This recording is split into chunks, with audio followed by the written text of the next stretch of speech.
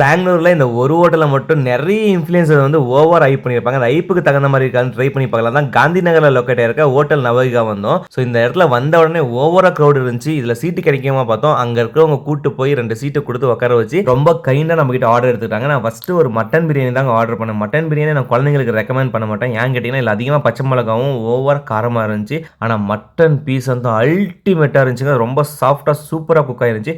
இல்ல game changer இவன் தாங்க மட்டன் ஃப்ரைங்க. ஒரு மஸ்ட் ட்ரை. உங்களுக்கு காரம் பிடிக்குன்னா கண்டிப்பா ஆர்டர் பண்ணி சாப்பிடுங்க.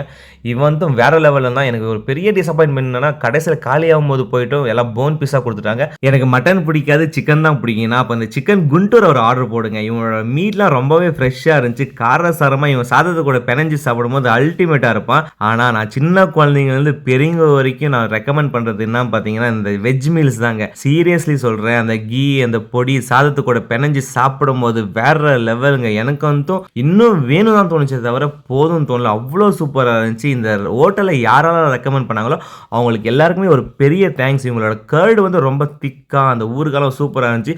நீங்கள் ட்ரை பண்ணி பார்த்துட்டு எப்படி இருந்துச்சுன்னு மறக்காமல் நம்ம கமெண்ட் பாக்ஸில் 2 ஆட்டை மட்டும் போட்டு விட்டுருப்போங்க. தேங்க்யூ.